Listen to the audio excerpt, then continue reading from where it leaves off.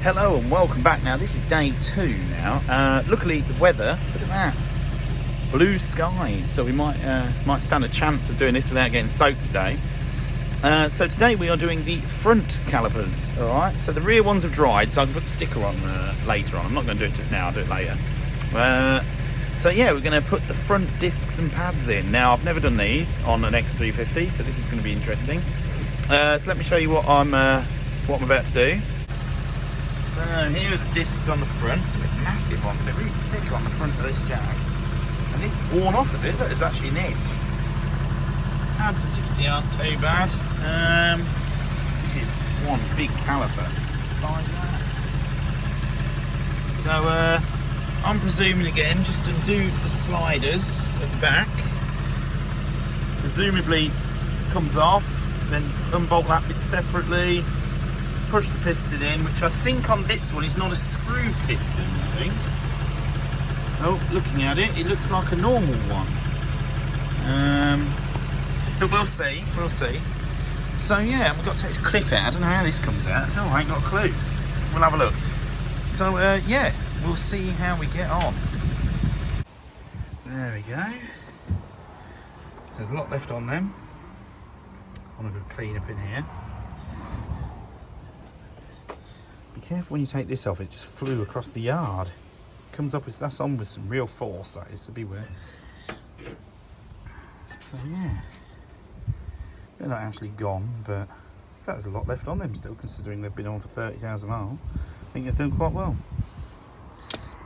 So yeah, let's get this off, let's get this cleaned up, and we'll paint it and put it all back together again. So this is how it's going. You see that, oh, bear with me, that hex bolt, 9mm, that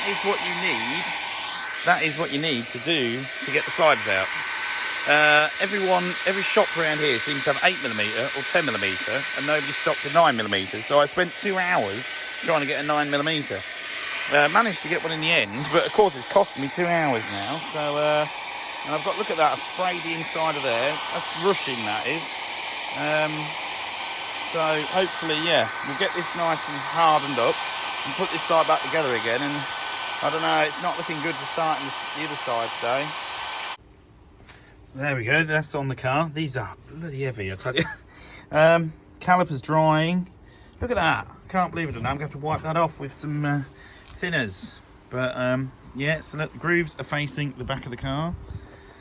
So yeah, I've just got to put the back of the caliper bit on, put the pads in, and away we go. So let's see if we can get that done, but I don't want to touch this and ruin it, if you know what I mean. It's like, it feels dry, but it doesn't feel 100% dry, so let's see how we get on. Look at this, you get like a red dust off this stuff, look, and it wipes off. It's weird, isn't it? So that's the caliper on. Like I say, this ain't a bad job. This looks like a pain in the bum. Though I didn't actually paint this again. I've only painted the bracket, but I didn't paint the top bit because, well, I mean, it's not rusty or anything. It's not even scratched from when I last done it. So might as well just put it in like that. But it's going to look good. But this looks really fiddly to put in, so bear with me. So there it is. So I warn you, when you put that clip in, you scratch this to bits. Gutting it is when it does. But I just get a paintbrush and I just touched it all up so you can't actually see where it happened. But yeah, so I've just got to wipe that bit of red off that I messed up there, and then put the wheel back on, and we can go and start on the other side. So I think that looks pretty good. Yeah. So we've got the other side to do now. Oh my gosh, it's getting late in the day. I don't know if I'm going to get this done. And there's the other one. Happy with that. So now just put the wheel on, and then we've got to drive it. I'll just wipe the paint off. So yeah, let's put the wheel back on. So unfortunately with that video, I had a bit of a panic because I had to go and get that little socket thing that was 9mm, which nobody seemed to have one for some reason. Yeah, it put me a bit behind. So the other side, I've sort of like rushed it a bit. Luckily, I haven't rushed where it's, you know, a bit of a lash up, should we say, but I had to sort of get on with it, so I haven't filmed hardly any of it, to be honest. But now it's just about to turn dusk. It'll be dark in about an hour, and I've managed to get it all done. knackered now though. Oh dear, this took a lot longer than I anticipated. I mean, it was alright if you have all the tools. It's painted and all that, it takes time. So let me show you what it looks like right now, because I put all the stickers and everything on. So there's the one. There we go, look at that.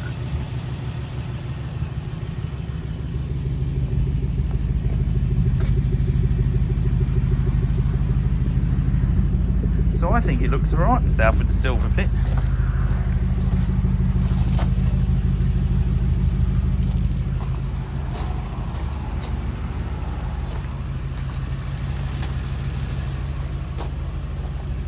Like I say, they'll look a bit better when they're worn in a bit. So they've still got that coating-y stuff on. But yeah, very happy with that. Very happy. I only went round the village once, and look, it's already nearly pretty much worn the whole coating off. I only went round the village once. Yeah, look at that. Now, I think they look pretty good, you know what I mean? Can't fault them. So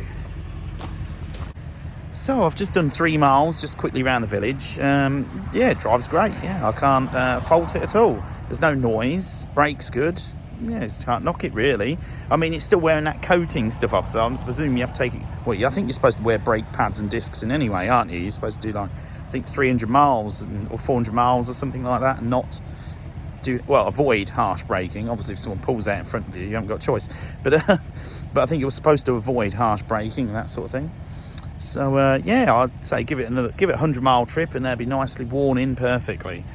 I would say they're extremely easy to fit. In fact, Mtec are excellent fit. I mean, I was a bit sketchy on brake discs and stuff when I was ordering them, but actually, to be fair, I think they're quite good quality and they fit really good. So I'd give them a 10 out of 10. Really, I can't knock it at all. I can't think of any fault that I've had that'd be their fault. I mean, I had faults in the fact that I didn't have a 9mm socket thing. And the weather's been a bit naff, and it's been cold and damp. Apart from that, I mean, yeah, it's not too bad. I mean, if I was just literally changing the discs and pads, I could have done the whole car in about just over half a day. So yeah, not too bad. But when you paint the calipers, it takes ages, you know what I mean? So yeah. So anyway, thanks for watching. Hope you enjoyed the video. I know it was a bit short, but I started running out of time and started panicking, to be honest. So yeah, so anyway, until next time, which will probably be drop links, because they are on order. Now I found out I need to spend and buy those. So yeah, thanks for watching, and I'll see you all very soon with a new video of drop links.